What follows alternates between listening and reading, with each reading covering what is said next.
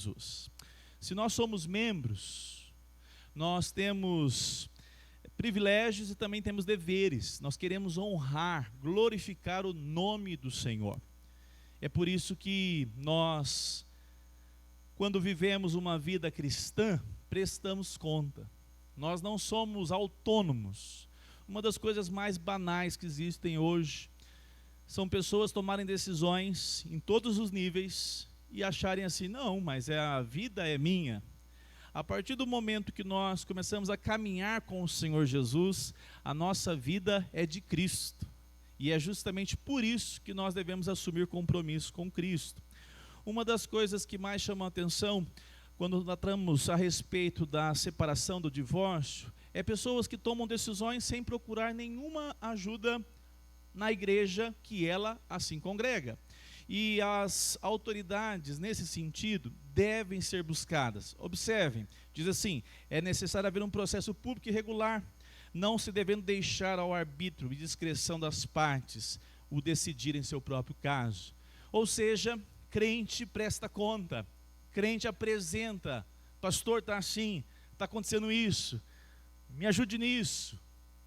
E com isso o pastor toma ciência, por exemplo, temos um caso aqui, né? Vou citar para a glória de Deus, mas nós acompanhamos o processo da Michele. E eu posso dizer que a Michele sofreu um abandono. Ela, entre outros detalhes, eu quero preservá-la, é claro, mas a Michele permaneceu como serva do Senhor. Nós temos outros casos, eu poderia citar outros, vou citar o da Michele agora aqui, mas quantos casos que eu percebo temor ao Senhor, mesmo no momento tão triste da história.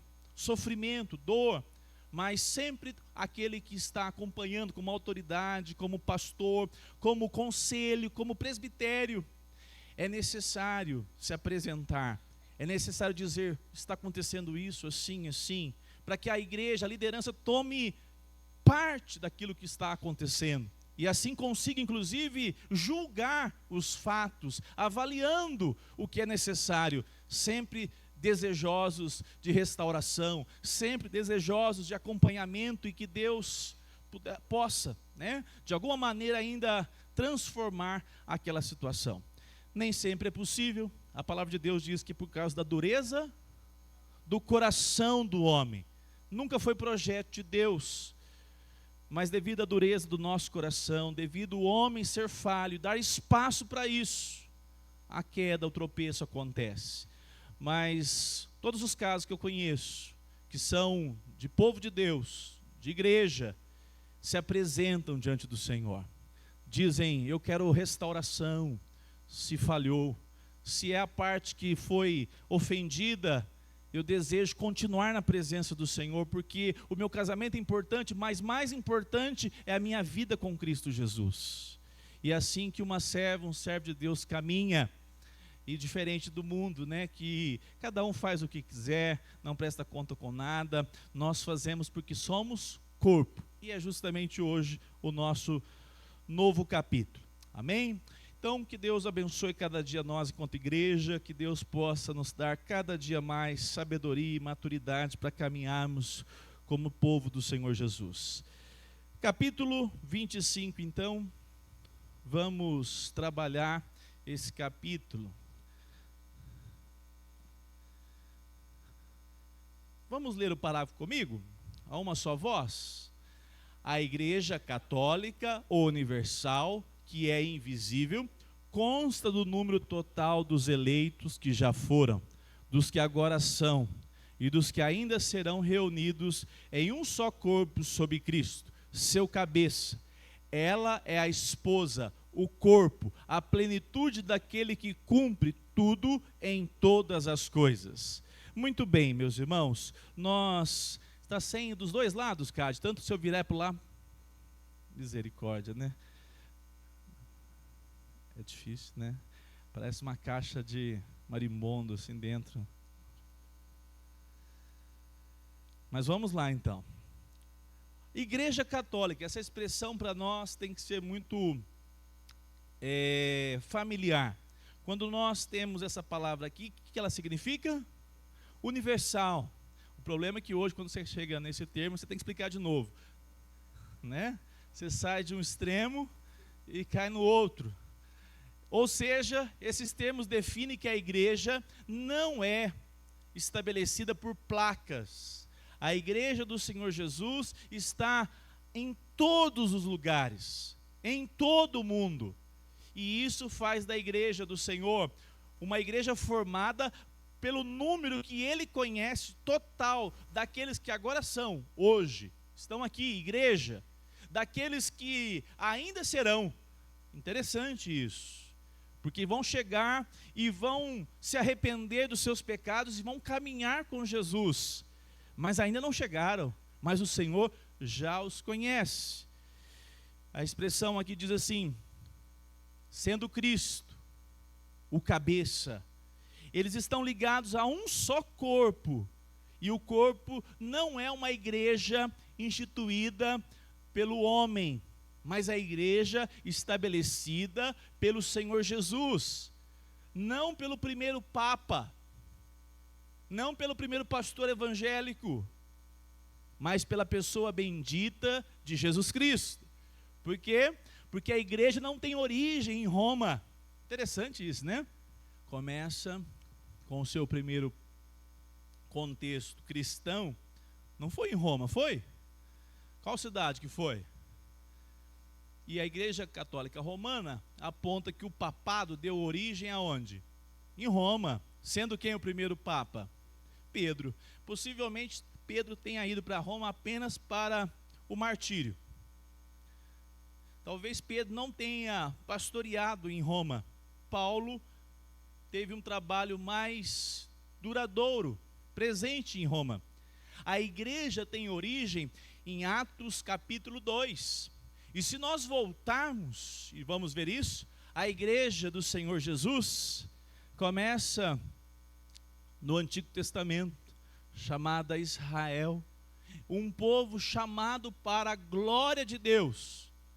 E interessante, do mesmo modo que dentro da nação muitos achavam que eram igreja, que eram Israel, porque tinham sangue israelita, hoje também muitos acham que fazem parte da igreja, porque vêm na escola bíblica, porque já tem a prática de vir à igreja, mas é pouco ter o sangue de israelita e é pouco apenas vir à igreja.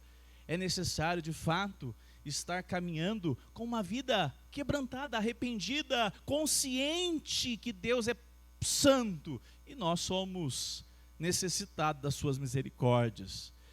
Tanto os israelitas como a igreja hoje necessita reconhecer a sua fraqueza e dependência do Senhor. Qual foi o problema dos israelitas no Antigo Testamento? Um deles não foi justamente a soberba, não foi justamente o nariz em pé dizendo: quem você é, Jesus de Nazaré? A frase mais emblemática deles: nós somos filhos de Abraão. Olha só, hein? Você já pensou? Hoje acontece isso muito com a igreja. Quem vocês são? Ah, nós somos da igreja tal. Porque minha igreja tem Kung Fu, né? Tem academia, crossfit, café, máquina de refrigerante, churrasco. Eu sou a Universal. Não. Tudo isso são coisas que as pessoas querem produzir, colocando um slogan local. A igreja do Senhor, ela é forjada por meio da ação do Espírito Santo. E essa igreja, a pessoa mais simples, lá de Guiné-Bissau, um senhor de idade, que se arrepende dos seus pecados e vai para um culto de chão batido, ele faz parte da igreja do Senhor Jesus Cristo. Louvado seja Deus por isso. E talvez aqueles que estão com hoje, por sinal, a gente tentou imitar, né? Não, foi não, é porque não dava certo a projeção. Hoje os painéis de LED, né? Tem uns painéis gigantes, chique, não é feio não. Mas isso tudo são estruturas, são treliças. A verdadeira videira precisa estar nela. A igreja do Senhor precisa estar ali presente, porque senão não passa de ajuntamento de homens. Vamos ler então Efésios capítulo 1. Me ajudem aí, meus irmãos, eu vou precisar da ajuda de vocês, hein? Efésios 1, 10. Diz assim o texto. Vou começar no 9, só para nós entendermos. Ele nos revelou o mistério da sua vontade, Cristo, segundo o seu propósito, que ele apresentou em Cristo, de fazer convergir nele, na dispensação da plenitude dos tempos, todas as coisas, tanto as dos céus como as da terra. Perceba, o versículo 10, de fazer convergir nele, na dispensação da plenitude dos tempos, todas as coisas. Quem? A pessoa de Cristo Jesus. E não o primeiro líder, o primeiro homem que pastoreou, mas a pessoa bendita de Jesus Cristo. Ele é o centro, ele é o cabeça, como nós vamos e já lemos aqui na confissão e vamos confirmar com o texto bíblico. 22, agora versículo 22 e 23. E sujeitou todas as coisas debaixo dos pés de Cristo. E para ser o quê? O cabeça sobre todas as coisas, o deu à igreja. Aqui notem, aqui é a igreja do Senhor Jesus invisível. Essa palavra ela pode ter limitações, porque a igreja pode ser invisível dentro da igreja, mas ao mesmo tempo ela é plausível, ela se manifesta. Mas a definição aqui da confissão, ela está tentando definir o seguinte: há uma igreja que é a igreja verdadeira, que nós não podemos na totalidade visualizar. Percebem isso? Sim ou não? Difícil? Há uma igreja que está dentro da própria igreja. Há uma relação direta de todas as eras. Inclusive, me lembrei agora de você, Priscila. Aqueles casos que a pessoa estava lá dentro da igreja e ela, por um motivo, na caminhada dela, tropeçou. Por N motivos, por fraqueza espiritual, por adversidades espirituais, aquela pessoa pecou contra Deus. E diante da igreja que nós vamos falar hoje aqui, igrejas mais puras e menos puras, igrejas que não têm as escrituras como centro, colocam a pessoa num processo de perdeu a salvação e está condenada eternamente. Eu pergunto, quem estabeleceu o critério para dizer quem é e quem não é, quem está condenado e quem não está? Quem é a pessoa que define isso? É Cristo. Não é o tribunal desta igreja, Priscila. Muitas igrejas cristãs sérias, todo o processo de disciplina é para restauração, jamais para abandono, a não ser que aquela pessoa não queira. Se ela tomar decisão, aí ninguém vai segurá-la. Mas se de fato é uma igreja preocupada com as escrituras, a igreja não sentencia ninguém à perda da salvação ao inferno. A não ser que seja, como eu repito, alguém contumaz, alguém que está dizendo: eu não submeto à autoridade, eu não reconheço o meu pecado e vou fazer o que eu quiser. Essa pessoa está assumindo para si a própria condenação. E ela vai precisar de se arrepender. Senão, claro, ela será condenada. Mas percebe esse ponto, Priscila? Percebe que hoje, olha só, irmãos, eu repito, a confissão de fé foi escrita no século XVI, XVII. A Igreja Católica tinha muitas heresias. Tanto é que foi necessária a Reforma Protestante. Hoje nós vivemos no século XXI. E a Igreja Evangélica produz muitas heresias. E quando se trata da eclesiologia, como é fácil perceber homens que colocam a sua posição, que colocam a sua condição à frente das Escrituras e da pessoa de Cristo. Só para vocês visualizarem o que eu estou dizendo, vamos, por exemplo, uma pessoa que a gente falou sobre hoje esse assunto, né? Uma pessoa que comete um pecado da área da sexualidade, nessa igreja que eu estou me referindo, né, Priscila? A Priscila tem contado esses relatos. Pessoas são abandonadas pela igreja, dizendo: você perdeu sua salvação, você é uma pecadora e não tem mais restauração para você. Há um relato, pecado de morte, e uma palavra interessante, a Priscila mencionou que tem alguns casos de pessoas assim, que estão tristes, eu creio que inclusive produzido a tristeza pela ação de Deus, e que são discriminadas o resto da vida. Não é só 6 meses de disciplina que a pessoa diz assim: estou passando a vergonha que preciso passar, porque eu estou sendo disciplinado por Deus, pela igreja, porque a igreja é instituída por Deus para o meu desenvolvimento. Eu sempre lembro do caso agora está me fugindo o nome, eu fiz lá em Patos de Minas, na igreja apesar que ele não era da sede, da terceira igreja, uma moça superintendente que fazia a abertura da escola dominical, ficou grávida num namoro impensado, mal calculado, e quando a menina ficou grávida, o rapaz deu no pé, e a moça crente procurou a liderança, procurou o pastor, se apresentou ao conselho e disse: eu pequei e estou muito triste. Aquela moça foi disciplinada com todo o amor. A igreja presbiteriana, ela suspende a comunhão enquanto casos assim como esse, casos públicos. É possível disciplinar sem ser um caso público? Sim, quando é algo privado.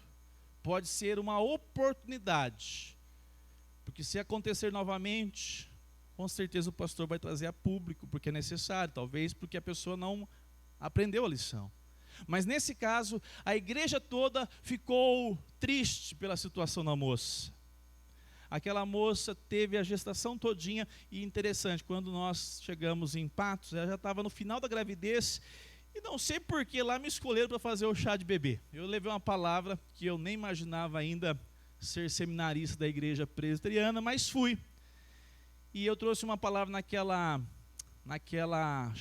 reunião de chá de bebê, né? E eu achei a igreja tão acolhedora.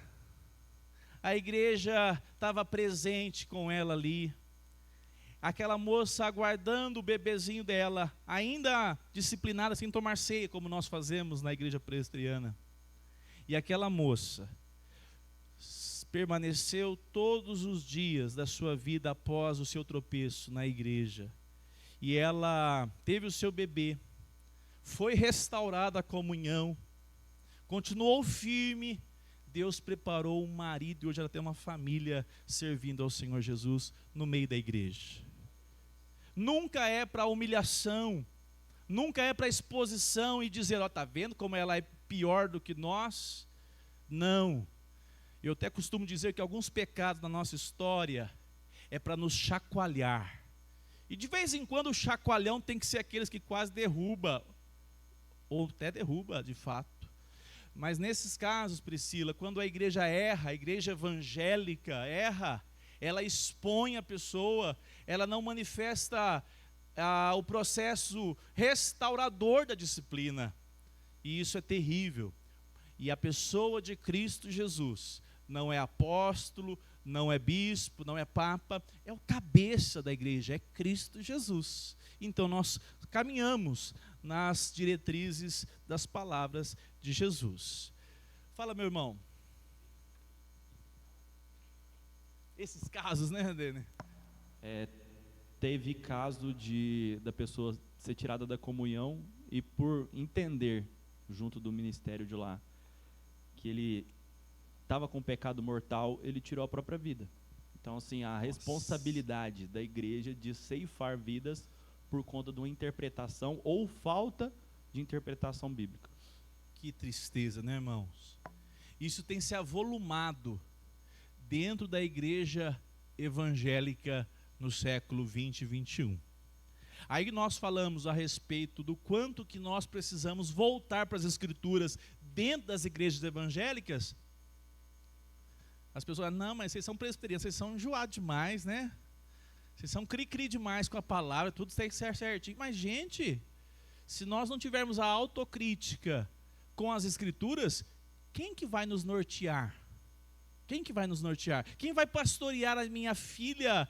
Eu espero que eu pastorei bastante tempo, né? Mas sim, a minha neta.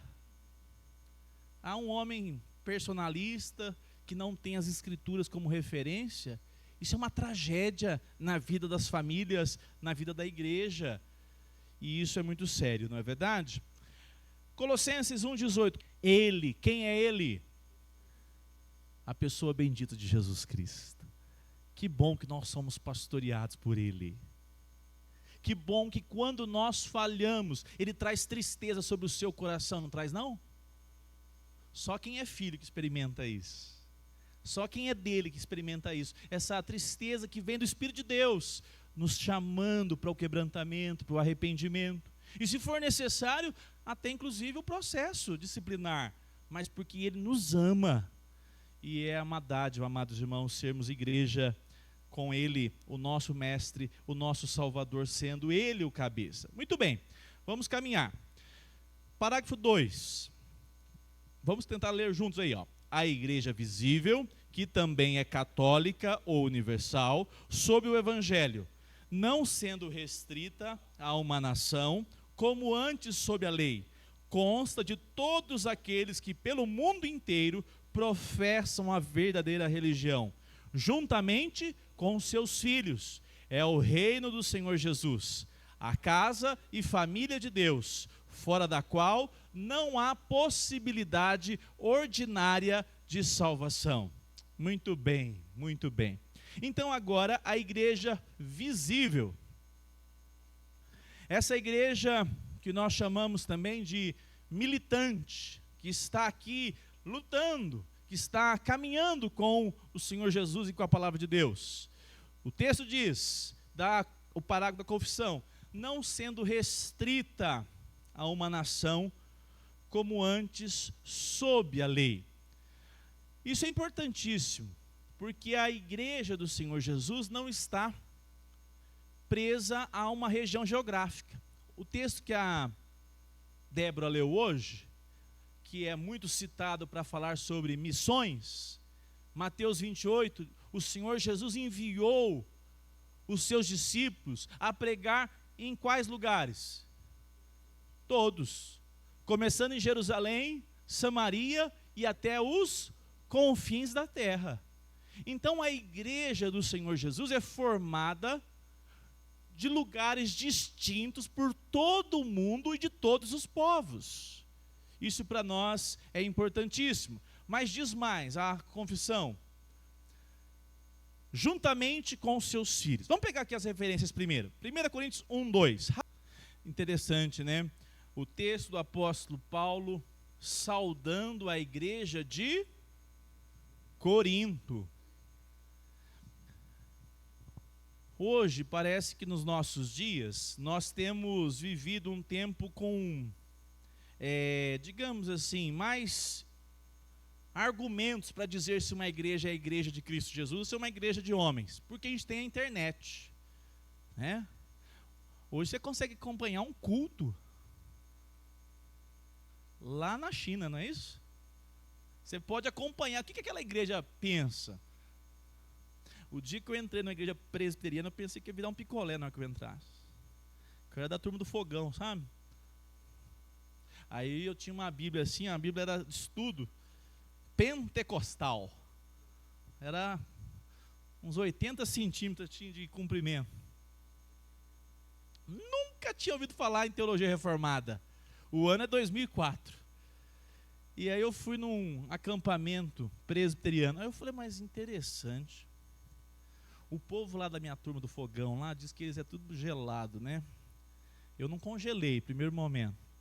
Pelo contrário, na hora que o pastor foi expondo a Bíblia, eu fui falando, meu Deus do céu, há quanto tempo que eu queria ouvir da exposição da palavra de Deus. Com o YouTube é fácil. Ser hoje reformado não está tão difícil não, Marquinhos. Mas naquele dia, a palavra de Deus me impactou. E eu falei assim, se é do fogão, se é dos gelados, eu não sei. Uma coisa eu sei, eu quero ouvir dessa palavra o resto da minha vida. O que norteia a sua caminhada é a treliça? Ou de fato, porque você é igreja e você tem fome e sede daquele que é o cabeça da igreja? Aí pouco importa se vai ter apresentação, se vai ter musical, se vai ter um tanto de coisa. Tem a exposição da palavra? Tem. Isso me alimenta. Isso traz graça sobre a minha alma. Isso faz com que eu seja edificado, fortalecido. A igreja de Corinto, ela tinha algumas características, se você for lá analisar como nós estudamos, poderia ser reprovada. Acho que a igreja aí está... Por isso que nós temos que tomar muito cuidado para falar das igrejas. Quando nós falamos, nós não falamos de maneira leviana. Nós temos que ter argumentos para dizer, isso é seita, que está fazendo isso, isso e isso. A relação da igreja de Corinto, ela é uma igreja complicadíssima. E Paulo disse, igreja do Senhor Jesus em Corinto. Podia camuflar, não, vamos passar, vira essa página, não vamos falar com a igreja de Corinto não. Foi feita uma carta para a igreja de Corinto. Porque a igreja tem que ter alguns pilares fundamentais. Pregação da palavra. Tem. O texto é aberto e exposto, então já é algo positivo. Prática dos sacramentos, batismo e ceia. Tem. Disciplina eclesiástica. Tem ou todo mundo lá empurra para debaixo do tapete? Ninguém é confrontado ao arrependimento. Não. Tem disciplina eclesiástica. Para preservar a igreja do Senhor Jesus contra tentativas humanas e carnais, por não dizer demoníacas, para fazer da igreja um ambiente promíscuo. Você lembra de Paulo? Disse assim, tem no meio da igreja alguém que está se envolvendo com a madrasta, que absurdo! O que Paulo fez? Puxou a orelha, falou, não, a igreja do Senhor Jesus tem que ser confrontada pela palavra, seja do púlpito e também em particular, para que ela caminhe da maneira séria, comprometida com o evangelho puro. Com essas marcas, o pastor Mark Dever, ele lista 9 marcas da igreja verdadeira. Não vou citar todas, até porque eu não consigo lembrar todas, mas essas principais que a igreja do Senhor Jesus tem que ter quando há ajuntamento de igrejas, ou melhor, do povo de Deus, né? Importante isso, porque nós não podemos rotular sem argumentos, sem sabermos do que de fato é ensinado como algo que não é igreja. Hoje, a IPB só não recebe batismo. E eu, na minha opinião, essa é uma opinião minha particular. Opinião minha. Eu tento convencer quando a pessoa vem de um lugar que se eu souber que é uma seita braba, mas não está lá no manual, eu falo assim, vamos tentar caminhar juntos mais tempo. Você não quer ter batizado? Eu respeito o batismo, mas eu quase falo assim para a pessoa, você não quer batizar de novo, não? E eu não, aqui não, Quantos estamos recebendo aqui? Não é nenhuma dessas igrejas aqui, porque essas igrejas aqui que eu estou recebendo a turma aqui toda, ó, quantos foram recebidos aqui de outras igrejas? Vem, levanta a mão. Olha quanta gente. Olha quanta gente. Hoje é comum. Não é dessas. Há pouco tempo atrás, um rapaz aqui que estava visitando falou assim: ô pastor, eu gostei da igreja lá, eu estava frequentando um lugar, aí depois descobri que eles não invocam a pessoa de Cristo como Deus, e eles não reconhecem Ele como Deus. Eu falei: rapaz, mas eu demorei uns 6 meses para descobrir isso, pastor. Lá. Aí ele disse assim: não tem nenhuma confissão escrita também. Eu falei: ó, isso aí foi interessante ele falar isso. Porque as pessoas falam, lá é uma igreja de Deus, o povo ora, aí já se reúne. O que eles creem? Não é assim um argumento de alguém que vai fazer um contrato? Fala assim, ó, o que vocês creem? Estou comprando o quê? Para você não comprar ou participar de algo que é fraudulento, que não tem os pilares da igreja do Senhor Jesus. Muito bem. Deixa eu pegar aqui. Efésios, acho que, deixa eu ver qual que é a próxima. Efésios 2? Não. Cortou minha referência aqui. É Salmos? Então abra para nós, por favor, me ajudem aí. Salmos 2:8, vamos lá. Esse versículo está onde? Qual que é a referência, irmãos? Salmos. Quem escreveu era um israelita? Sim. Mas olha só o que o texto está anunciando. Lá em Abraão 15, Deus promete a Abraão que faria dele uma bênção sobre quantos povos? Todas as nações. O evangelho é apresentado a todas as nações. Esse sempre foi o projeto de Deus. Tanto é que Israel era usada por Deus com uma condição de chamar a atenção dos povos para que eles viessem, os povos vizinhos, viessem a Israel. Alguém já comparou os teólogos missionários, missiólogos, agora me fugiu o termo, que é uma força centrípeta e centrífuga. Quando era o Antigo Testamento, as pessoas tinham que vir a Israel para conhecer o Deus das Escrituras. Quando agora no Novo Testamento, como é que Jesus pediu para a igreja fazer o quê? Ide, vão. Percebe a diferença? Para conhecer eles tinham que vir. Israel conseguiu produzir bom testemunho sempre? Israel foi até invadida pelos babilônicos e assírios, destruída. A igreja do Senhor Jesus faz essa obra agora missionária, e vamos contar um negócio, né? A obra missionária é desafiadora, porque o povo está longe demais. Nós estamos tentando com a junta missionária aproximar mais das pessoas, porque os irmãos de Guiné-Bissau têm nomes, os irmãos da Romênia lá têm nomes, e é uma relação que nós precisamos de fato despertar do Senhor para orarmos, para estarmos comprometidos, como mencionou bem a Débora, seja ajudando financeiramente, seja intercedendo. Por que não? Deus levante os missionários no nosso meio, né? 1 Coríntios 7,14. Os nossos filhos são gerados para o Senhor. Atos 2:39. Deus chama a sua igreja, e a sua igreja é composta dos adultos, das famílias inteiras. As crianças pertencem à igreja. As crianças não saem daqui, elas estão indo lá para as salas, porque um dia elas vão ser igreja. Não! Elas saem daqui, cada vez a gente está diminuindo isso, porque a nossa geração é sempre muito infantilizada. Eles têm tempo para aprender tudo, menos se comportar no culto, na escola bíblica, manusear um livro como a Bíblia. Eles são igreja, eles vão para lá para ser mais didático para eles, na escola bíblica, num culto infantil, mas eles são igreja hoje do Senhor. O Senhor Jesus deu a eles o privilégio de você, papai e mamãe, temer ao Senhor. Quer dizer, pastor, que não precisa fazer mais nada? Não.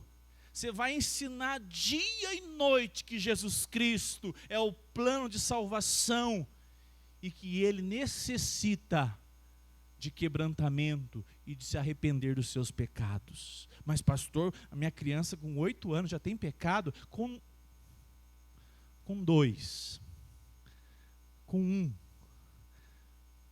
para chocar todo mundo, na barriga, já tem pecado. Porque não é aquilo que nós produzimos, é aquilo que nós recebemos da nossa natureza pecaminosa, como disse Davi, em pecado. A mãe dele não estava fazendo nada de mal, não, como alguns pensam. A mãe de Davi gerou ele, sendo ela pecadora, como todos nós somos gerados e geramos filhos no pecado. Mas essa necessidade de restauração por meio de Cristo é projeto de Deus, salvar os seus filhos e fazer dos seus filhos aqueles que vão povoar a glória de Deus, os céus. Há alguns argumentos que eu não vou entrar hoje. É muito difícil, mas nós temos hoje um número maciço de pastores e teólogos que apresentam as crianças, como Jesus disse, deixai vir a mim os pequeninos, porque deles é o reino dos céus. Eu sou dessa linha, eu creio que os pequeninos, quando eu vejo uma morte de criança, é a coisa mais triste que eu vejo, não é assim? Acho que não tem nada que mexe mais com a gente.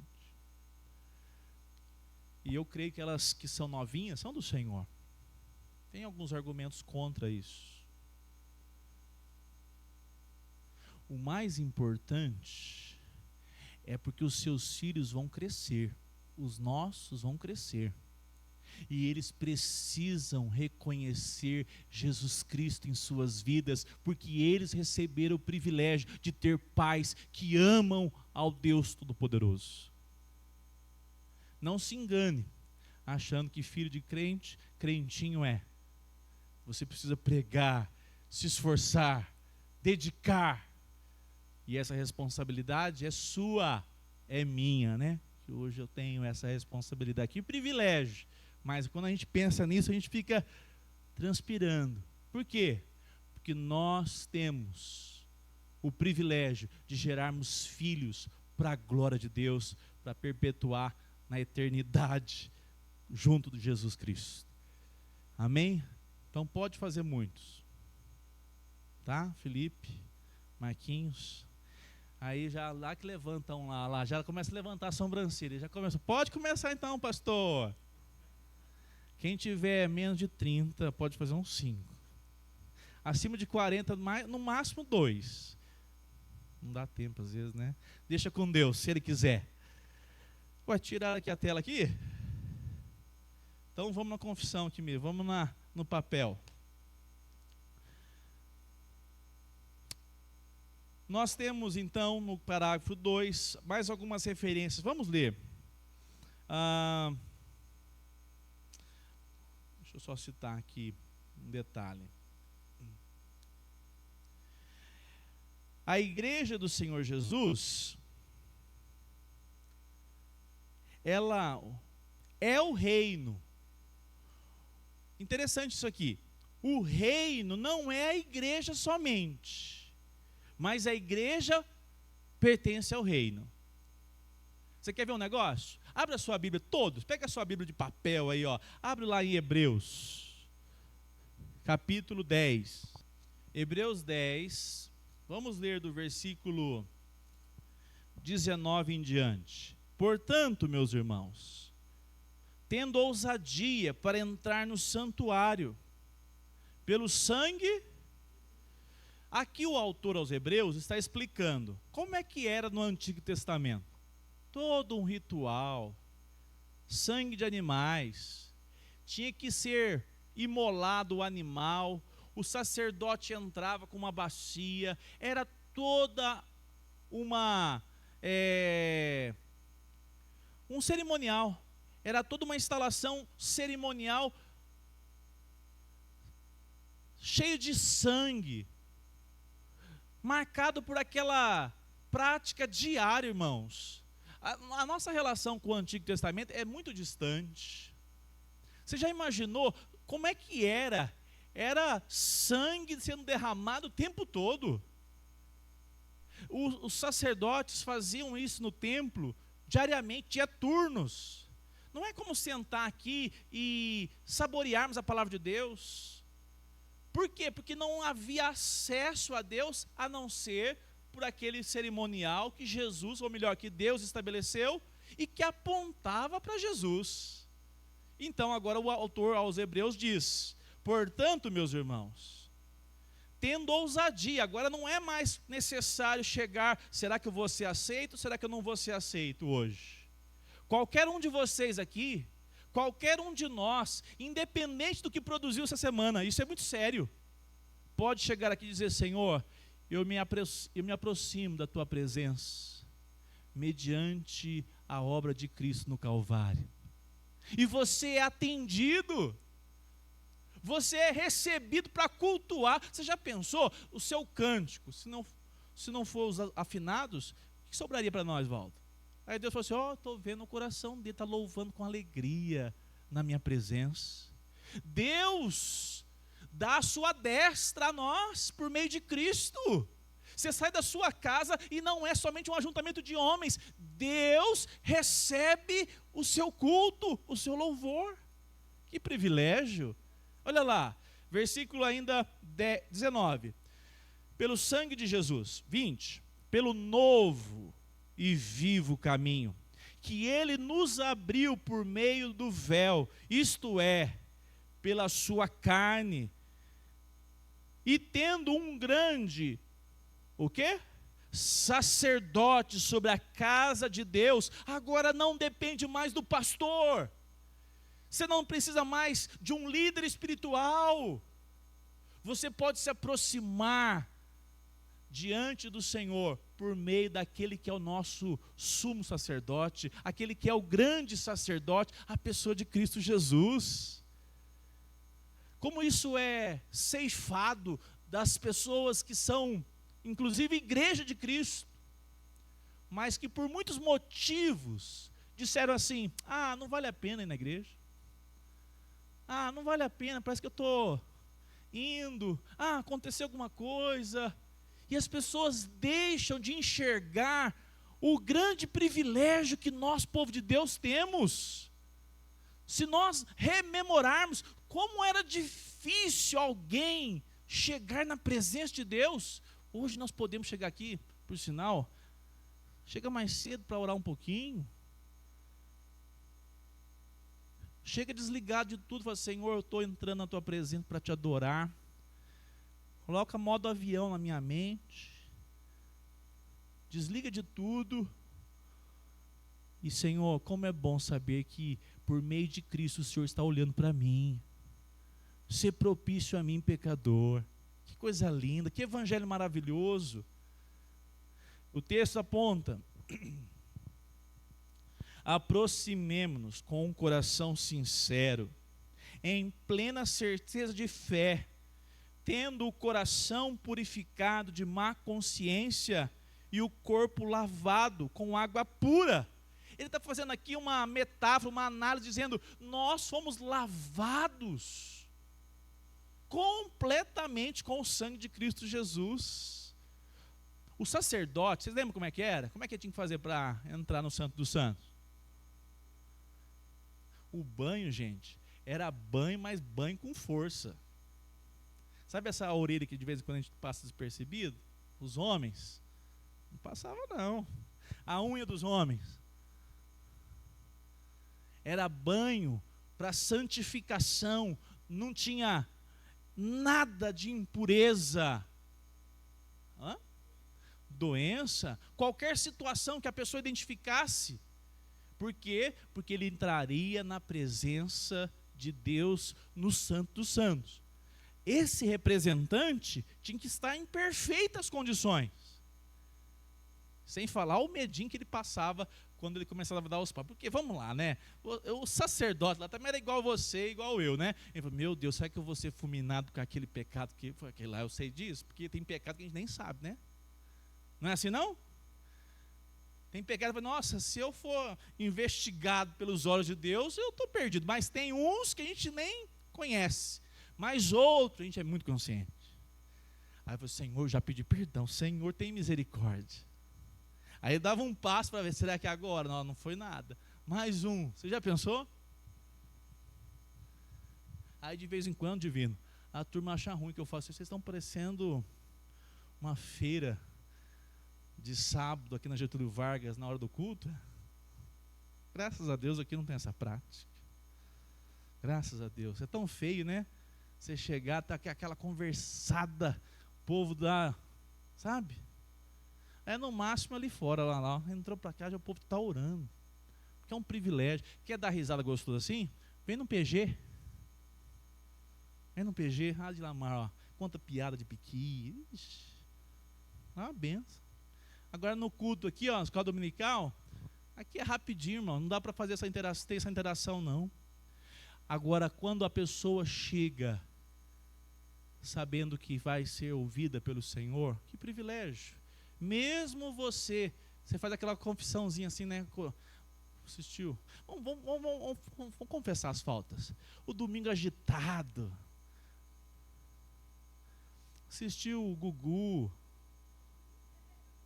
Não, morreu. Qual que é hoje o outro programa que tem?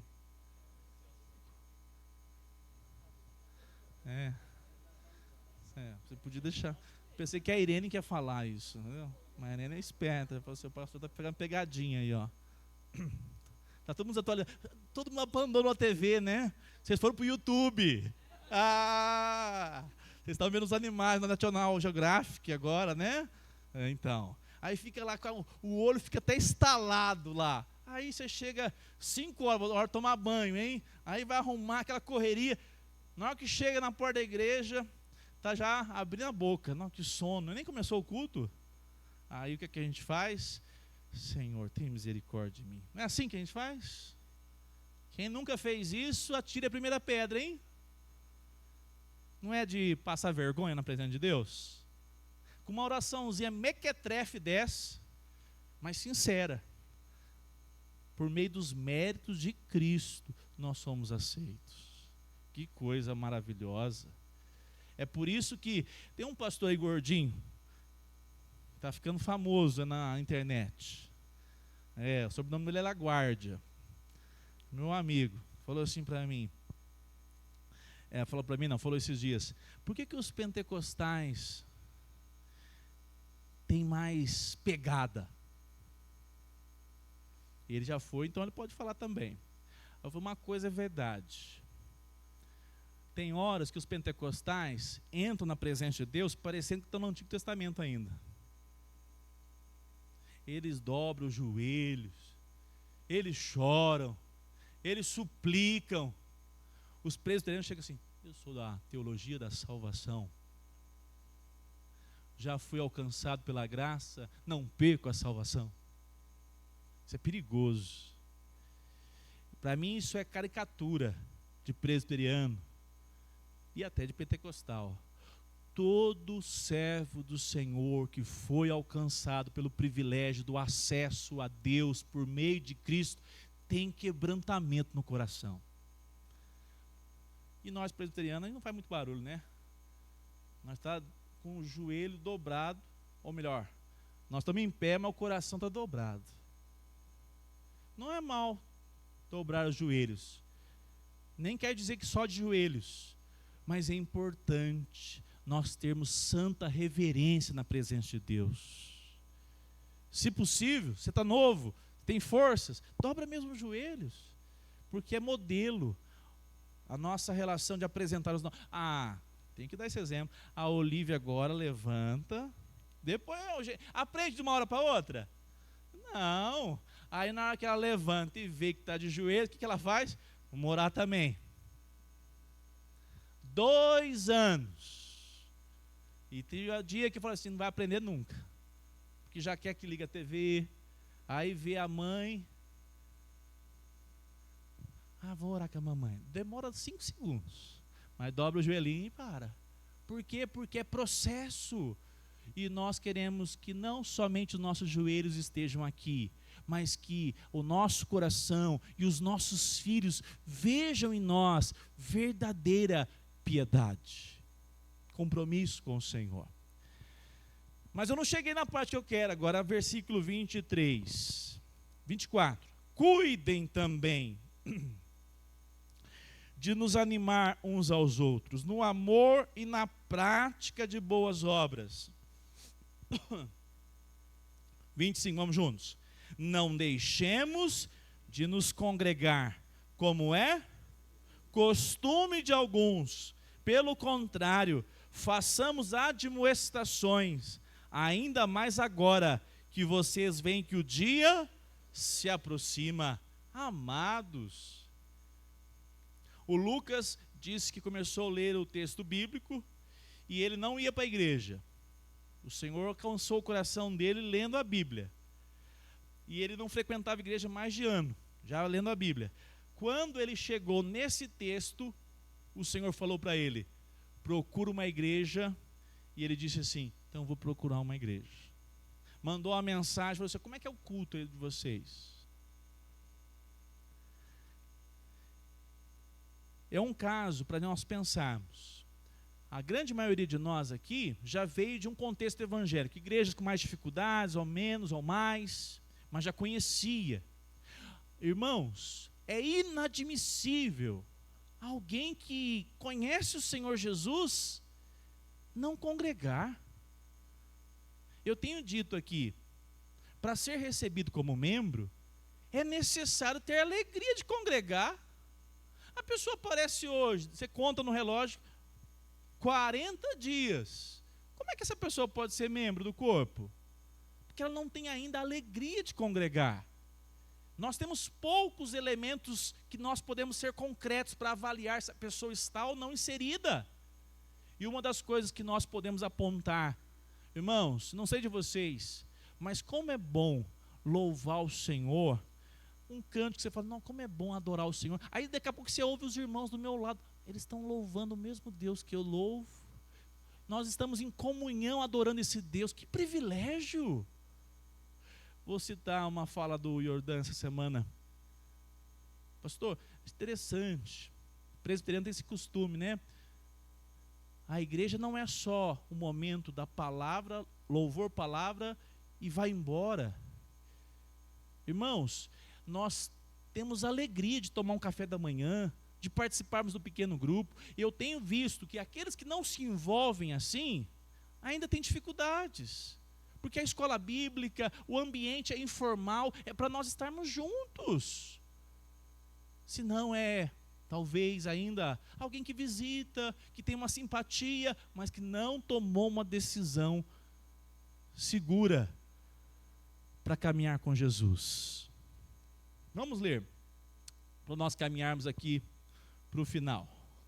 Capítulo 3, ou melhor, parágrafo 3. A esta igreja católica visível, Cristo deu o ministério, os oráculos e as ordenanças de Deus, para congregamento e aperfeiçoamento dos santos nesta vida, até o fim do mundo. E pela sua própria presença e pelo seu Espírito, os torna eficazes para esse fim, segundo a sua promessa. Quem está com a confissão aberta já pode ler Efésios 4, 11 a 13, por favor. Vocês prestaram atenção que o texto está dizendo? Uns Deus levantou como profetas, apóstolos, mas apóstolo bom já está morto, já estão, né? Já estão mortos. Hoje tem profetas que pregam a palavra de Deus. Tem o privilégio. Lá no seminário era casa de profetas, mas para pregar as escrituras. Assim nós entendemos esse chamado. Mas nós temos outras atividades que são uma bênção no meio da igreja. Eu estou feliz, ó. O Paulo está lá para lecionar. Mas a nossa junta missionária está super atuante, conversando no grupo. Não estou dando nem conta de acompanhar mais não, já desisti. Deixa eles aí, estão trabalhando. Que privilégio, já fizeram contato com o Caleb, já fizeram contato com o pastor Paulo Gonçalves, já estão inteirando. Coisa boa, sonhar, projetar. Tem pessoas que são vocacionadas para áreas que vão ser uma bênção na igreja. É triste, irmãos, você pegar pessoas que são capacitadas, mas que não têm alegria de servir na igreja. O departamento infantil é uma das áreas que eu mais noto isso. Irmãos, nós chegamos, graças a Deus, na condição, né, Cândida, de fazer escalas. Uma coisa é selecionar todo domingo, né? Falando todo domingo, não é fácil, não. Mas vamos pegar uma escala normal do nosso contexto. É 2 vezes no mês, né? Para quem é vocacionado. Não estou pedindo para alguém que não é vocacionado, mas a pessoa é vocacionada. Ela ganha dinheiro com essa área da educação. Eu acho estranho. No mínimo é estranho. Mas quando a gente observa, é pouco envolvimento com a igreja. Isso tem sido uma marca do século XXI e é uma frieza espiritual no meio da igreja. Por exemplo, a Roberta está com a perna... Cadê a Roberta? Hoje não veio, né? Mas não saiu cirurgia de ontem para hoje não, né? Estamos orando, né? Vai marcar. Tá. Nós já procuramos uma substituta para a Roberta. Eu nem sei se ela confirmou. Confirmou ou não? É na pressão. Falei só com o marido ontem, tomando um café. Então, quando vem alguém para fazer a abertura da escola dominical, uma pessoa nova, a pessoa, não, conta comigo, pastor. Eu acho tão bonito isso. É tão bonito. A Priscila está lá fazendo a abertura com um órgão. Ela falou, pastor, só que eu não conheço nada de hino da igreja presbiteriana. Aprende. O Dena cantava nas duplas sertanejas. Fazia dupla com o Henrique. O Henrique agora quer cantar no louvor, que bênção. Cantava sertanejo aí pelo jeito. Eles têm um jeito assim, meio assim, né? Misericórdia. Aí a pessoa se envolve com a igreja. A igreja não é só um local onde você vai lá e fala assim, deixa eu avaliar como é que está essa igreja aqui, o pessoal não canta é nada aqui, hein? E esse aqui? Ixi, o negócio está caindo ali, Ih, o Diaco está dormindo lá, caindo. É o consumidor. Igreja é a mutualidade. Igreja, nós servimos, trabalhamos. Por sinal, eu ganho a minha toalha ungida, ela vem no saquinho, não sei onde que eles arrumam. Aí eles põem no saquinho para mim. E eu tenho a capacidade de sumir com todas.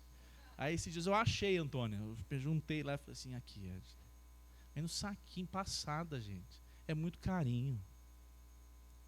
Você percebe que quando nós caminhamos de maneira que a mutualidade faz parte da nossa caminhada como igreja, as pessoas deixam de ser consumidoras e elas passam a ser, o que eu posso servir? Como é que eu posso me envolver mais? É bênção se você tiver outros casais ajudando uma programação da UPA, Camila. Você não sabe o quanto que vocês são bênçãos na minha vida. Eu falei para o Gisele, graças a Deus que tem a Camila e o Jonathan. Já pensou eu, pastor, 40 e tantos anos, ficar preocupado com os adolescentes? Que bênção que Deus vocaciona casais. Não são um, não, é vários. Tem um novo professor de escola dominical. Que privilégio. A igreja, irmãos, é assim. Jordão, fala, meu irmão. Só vai chegar só o microfone por causa da transmissão, tá, Jordão, por favor. Bom dia. Essa questão, eu acredito que a gente aprende um pouco mais também com os nossos irmãos pentecostais, porque eu já vim de uma igreja pentecostal. Hoje eu não sei como é que está, mas pelo menos quando eu era, havia até mesmo uma disputa dos irmãos para servir a igreja, quer seja para lecionar, quer seja para dirigir um departamento, algo do tipo. Isso. lá eles realmente têm essa vontade. Talvez a motivação não seja a melhor, Perfeito. mas eles realmente gostam de servir a igreja. Você junta para fazer alguma coisa. Vamos levantar uma parede. Tem um monte de irmãos lá querendo ajudar de alguma forma. Aí, hoje eu não sei exatamente o porquê que na igreja tradicional realmente tenha essa dificuldade, porque eu já pensei em algumas possibilidades, e uma das talvez seja, pelo menos as que eu passei, o receio de, por exemplo, algum irmão ir à frente e falar alguma coisa distorcida, ou talvez uma inverdade, ou talvez essa pessoa vai ensinar para crianças, ensinar alguma coisa errada, porque realmente a igreja tradicional, né, a reformada, ela tem essa preservação, vou chamar de preservação, né? Sim, para não ensinar o errado. Isso. No entanto, essa preservação às vezes pode amarrar. É verdade. Não quer dizer que não deve existir, mas talvez gere um receio muito grande, suficiente para que os irmãos não se disponham. Perfeito, perfeito. E nós podemos observar, irmãos, assim, eu falo de coração aberto, sabe, Jordan? Nós temos experimentado na Semear, nós somos uma igreja hoje de 100 pessoas. Eu repito, a coisa que mais dá trabalho nessa igreja para mim é o pequeno grupo. Eu tenho que ir na terça, eu esqueço o lanche. O povo já sabe. Agora, se botar uma escala no dia que eu vou, aí não tem como esquecer. A Gisele foi o Getro. Mas também desse jeito você não vai lembrar, não. Você vai na quarta, leva o lanche da terça. Não, me ajudaram. Mas eu vou dizer uma coisa aqui, que nós não trabalhamos com células. Quando atingir 12, multiplica para... Não. Nosso é pequeno grupo. Grupo familiar. Nós não estamos preocupados com meta. Nós estamos preocupados com 2 ambientes. Comunhão e, claro, pregação da palavra. E que inclui o evangelismo, um amigo, uma pessoa. O Machado, a gente brinca, mas o dia que o Machado chegou no pequeno grupo, ele falou assim, pastor, bom. Eu tinha muito respeito, assim, sabe? Ultimamente ele coloca assim, pastor, tá fazendo exercício errado aí, viu? Aí ele falou assim para mim, eu posso levar uns amigos para comemorar o meu aniversário lá no pequeno grupo? Eu falei, pode trazer. Eu pensei que ia ser aquela turma da pesada, né? Nada, a turma tudo normal. Ele não sabia que o pequeno grupo era um lugar, lá na casa da Edna, lembra da Edna? Para receber pessoas que não conhecem o evangelho. Ele estava chegando. Ele falou assim, será que eles aceitam lá também outras pessoas? Quando a gente tem essa abertura como igreja, as pessoas falam, que legal, eles sentam lá, leem a palavra de Deus. Inclusive eles têm problemas também, achando que eles não tinham problemas. É um privilégio, irmãos, caminhar de uma maneira comunitária. Porque aqui, eu vejo a Shelly, a minha cunhada, passa a semana difícil de conversar, gente. Se não pegar o WhatsApp, a gente não conversa, não é? Passa a semana toda. Não falei com a Patrícia essa semana, nem com a Solia eu falei no pequeno grupo. Não falei com a Miriam essa semana, porque nós não temos oportunidade. A semana é corrida demais. Quem tem o privilégio de participar num pequeno grupo, sabe o que acontece, Jordão? Eu notei isso. Lá no pequeno grupo, eu sei mais das demandas da Meire, as virtudes. Uma irmã, não vou contar o nome, quer fazer janta toda vez que é o lanche dela, né? Começa com Meire e termina com Meire, né? Aí todo mundo fica esperando, fica acostumado, mal acostumados, mas aí as pessoas aparecem mais. E aqui é muito rápido. Pequeno grupo, uma mulher, né, igreja presbiteriana, uma mulher dirigindo a palavra. Não é pecado, não. É dom, talento que Deus vocacionou para a glória dele. E não é uma não, é várias agora. Está multiplicando, louvado seja Deus por isso, Camila. Porque é nesse contexto de mutualidade, eu repito, não dá para esperar só o pastor, não. Nós vamos ficar doentes, vai faltar habilidades. É um corpo sendo bem ajustado para a glória de Cristo.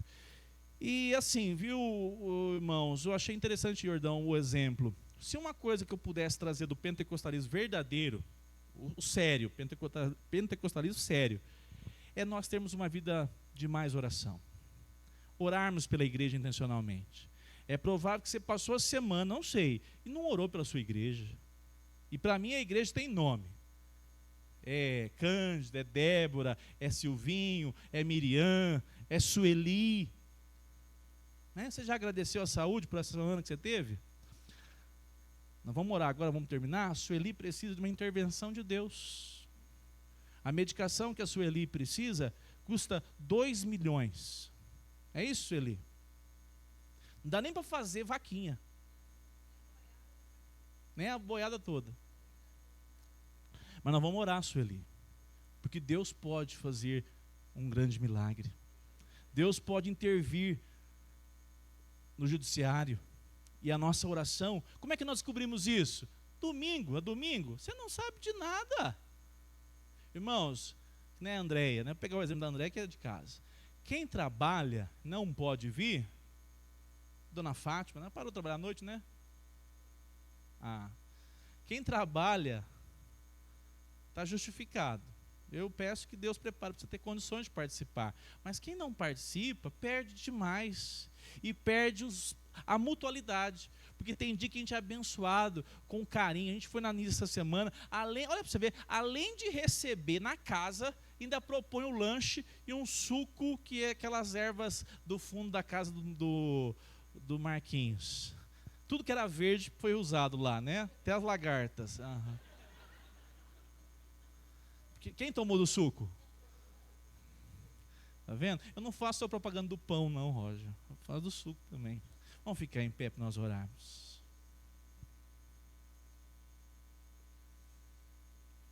Convido você que ore pela igreja Presbiteriana Semear. Eu ia falar à noite, mas vou falar agora, já que ontem, conversando com a Cândida aqui à tarde, o pastor Arival, feliz, porque a igreja conseguiu a doação de 3 casas para eles construírem. Eles precisam muito do estacionamento. E para quem mora em cidade grande, Uberlândia está assim, uma cidade que não consegue parar carro é um problema, né? E aí eu fiquei orando ontem, falei, Senhor, são tantas demandas, é a obra missionária, mas é também nós, Senhor. Aí eu pensei uma coisa, eu não importo ficar mais 30 anos pagando aluguel, não tem problema.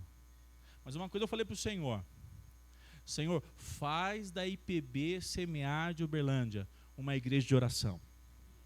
Uma igreja que ora pela igreja. Uma igreja que é uma família. Tem um problema? Resolve, pede perdão, conserta, abraça, assim como família. Porque nós somos um povo chamado para servir o Senhor nessa cidade por meio dessa igreja, desse povo que aqui está. Faça parte em oração. Vamos orar para que Deus levante recursos. Deus pode fazer milagre, não pode? Aí eu falei assim, ó, Senhor, o Senhor mandou 3 casas lá para Pinheiros. Eu lembro que a nona igreja também, a turma lá, aconteceu um milagre, compraram 2 terrenos lá. Por meio de algumas situações, irmãos. Eu orei e falei, Deus, eu descanso que o Senhor está nos chamando a sermos uma igreja de oração. Que Deus possa ouvir nossas orações. Que Deus continue nos fazendo uma igreja comprometida em comunhão e com a palavra do Senhor. Assim como o fogo não existe sem o calor e a lamparina não se acende sem o óleo, uma igreja, um povo que tem a fé verdadeira, não existe sem uma oração fervente.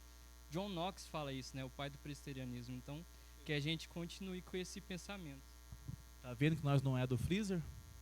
Se o nosso pai era um homem de oração, o que a rainha falou? Tenho mais medo das orações de John Knox do que o exército escocês. E Paulo, então é que o homem era de oração mesmo.